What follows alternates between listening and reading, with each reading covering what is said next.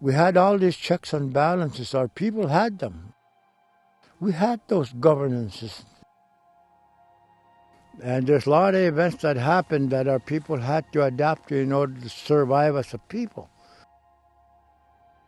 We have a no give up mentality. It has to be done. Right? Whether you fall in the ice somewhere and you got to get out of there and make it back home, there's that mentality that you got to make it through. You got to go. It's got to be done. And they became like a family together, made up of so many different families. And this is how they survived.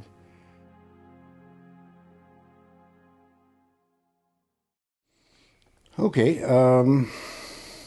Well, of course, this is my home. I grew up. I was not necessarily born here. I was born in Cape Perry. I began into politics when I was 25. In 1987, we just became a hamlet. And that was my first year as a councillor back then. And I've been there since, so it's over 30 years now with the council.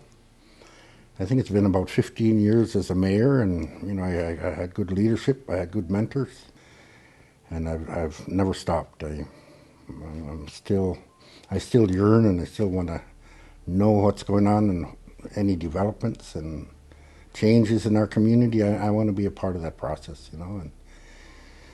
and that just led on to as well. Beyond this year as a mayor, it enabled me to be a part of other groups outside the community.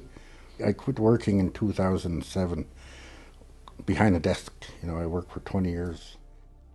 And 2007 came crunch time when I became mayor. After 2 years, it became quite a load.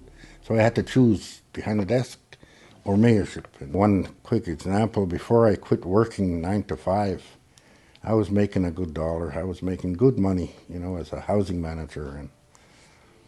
And for some reason, I don't recall, but I didn't go out and get all the geese I needed. I didn't go fish. And I got very few caribou, and I remembered well because 2 of my girls were young, maybe 4 and 6 or something like that.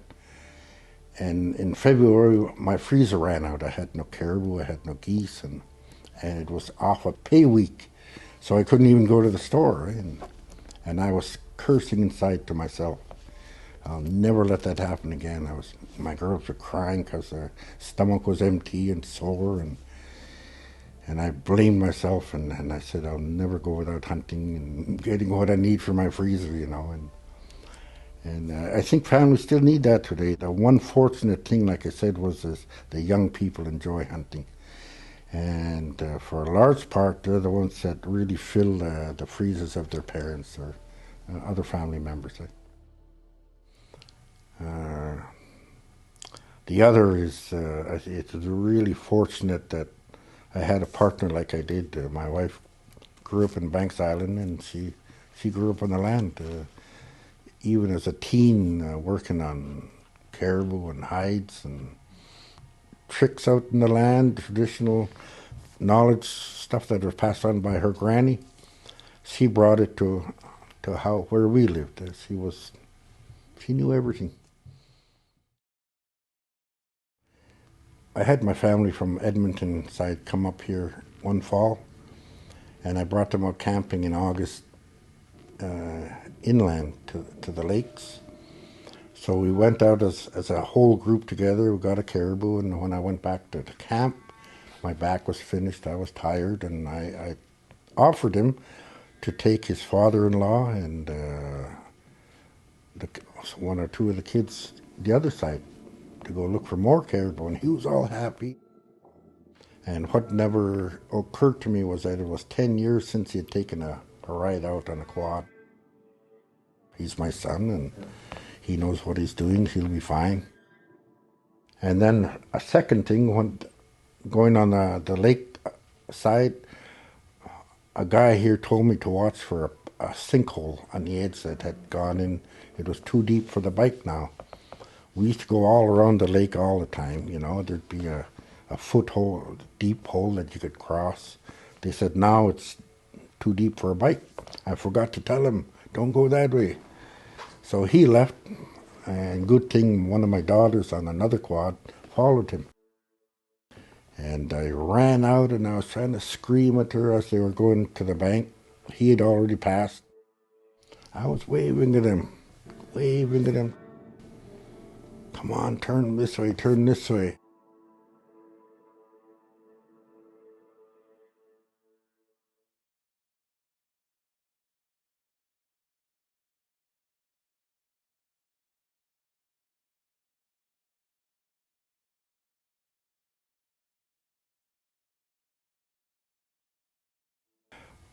A guy here told me to watch for a sinkhole on the edge that had gone in.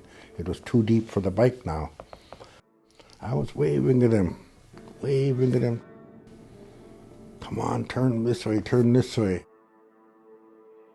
He just kept going. I thought, well, I think he's got enough common sense. He'll find it, eh? And he did. But he just made a mistake of just keep pushing it. He told his sister, stay back, don't come till I cross, eh? His bike went in that sinkhole, and he was waist deep. So instead of getting out of there, he went in with the bike, tried to pull it out, because it was on a loan, eh? I borrowed the bike from somebody. So the way he put it, he got worried that he wanted to get it out. And his father-in-law was smart enough to take his jackets out and throw them on the bank so they don't get wet.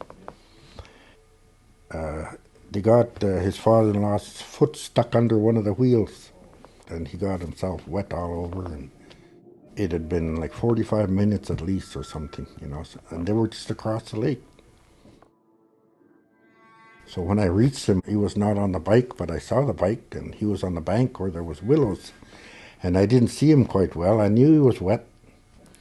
And then I heard him talking. He was mumbling and like his mind was something, eh? I was pulling out my winch. I was pulling out the winch to hook up to the bike. When I heard him talking, I stopped. Hey, my boy's freezing. Never mind that. I put the winch in. I told him to come. We got to get to the camp, right? And I told my son, got to get to the camp right now. His father-in-law said, I'll wait till you come back. I said, never mind. We're going to sandwich him between us. He's going to sit behind me, you sit behind him, and you hug him with our bodies. Eh? And when we got to the camp, what made me really happy was my daughter started up the wood stove.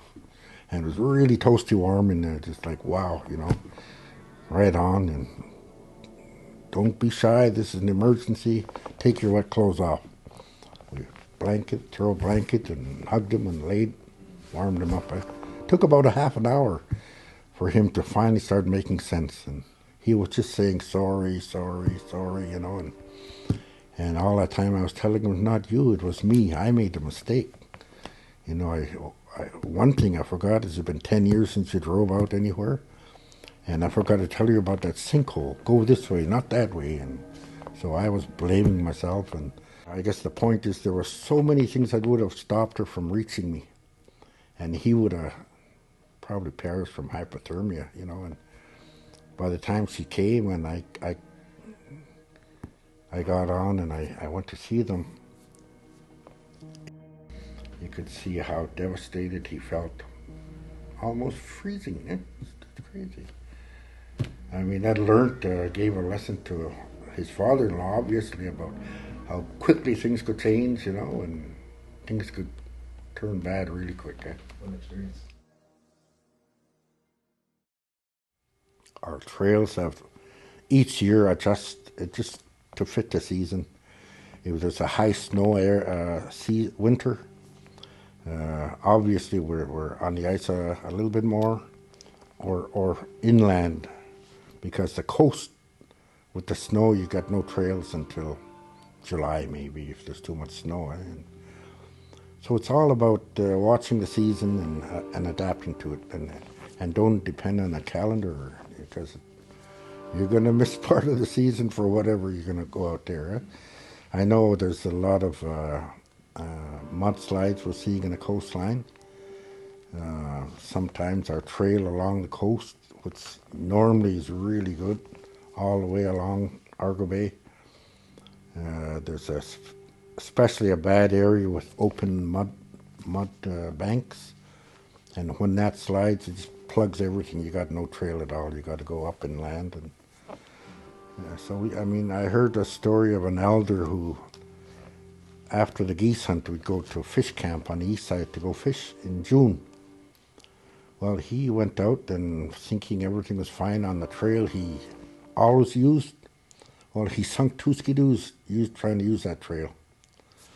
And I know about it because his younger brother told a story that his older brother, who's an elder, went to him and asked him to borrow his skidoo. Oh, what happened to yours? It sunk again, And so he said, no way, you're not going to sink my skidoo, So, obviously the elder didn't adjust with the trail, with the way the coastline melted. Because we know in the river systems where the water outflow is, the melt is quicker and farther out along the coast. So now what they got to do, and the guys that are fishing on the east side, they got to go miles and miles out to stay away from the plume, the melting ice. And they're going way out, almost across toward Argo Bay side before they cross and come back in on this side. That's one example of a drastic change, the trails, looking at the trails. You're aware that this fall itself, we had our bay was open into the end of October, and boating, and they were still catching seal. That's just an example of some of the adjustment and changes we had to make with our hunting. And every year is going to change. Nothing is the same, right? That one of the other things we notice with the climate is the weather patterns. They're unpredictable. One time we learned from the elders about the clouds, how they looked, if they're going to be windy or you got a storm coming or whatever, and now you can't necessarily do that. It's harder to predict the weather. We've had, I guess, more extreme weather types than we would have normally seen before climate change, that whole thing start popping up. You got to be prepared for any kind of weather. And I think in a week, I forgot, I can't exactly tell you, but I'm sure somebody remembers, in about a week we had 4 different seasons of pretty much. Nice sunny hot days, and then we had some snow, and then we had some strong winds, and it's just, you can't tell, not like one time. We were addressing them and talking about animals and our hunting, and the way we expressed it and addressed our fish and our caribou, and we spoke like caribou is my partner or a fish, and one of the guys on the panel there, they picked up on it, and actually they were impressed because we didn't say those caribou or them fish. It was our caribou and our fish, and the way and it's true. They're a part of us, the caribou and the fish and the geese, and it's a part of who we are. And I think that's one of the things that are gonna get away from the younger generations, that closeness with, when I say they lose connection with these wildlife and animals. And it's not only the physical connectedness. It's a holistic. It's the spiritual. It's believing, right? I think a lot of the young hunters have been exposed to giving thanks when you get a load of caribou or a nice load of fish. It's expressing, well, maybe not necessarily spiritually, but in a way that you're thankful for what you got.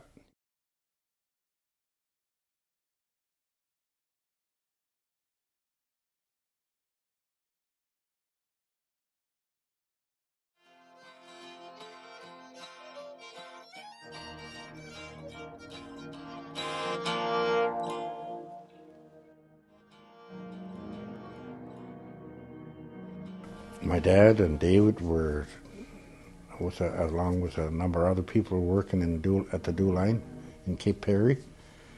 And I think it was closer to springtime in the season, but still winter, like March or some where the blizzards can happen yet.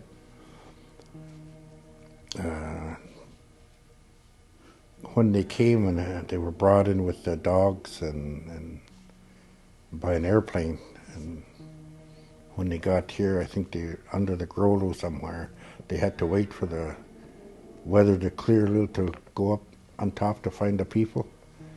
And when they did get there was nobody out running around. Nobody was out visibly, Normally you'd have people doing something outside, and nobody was around.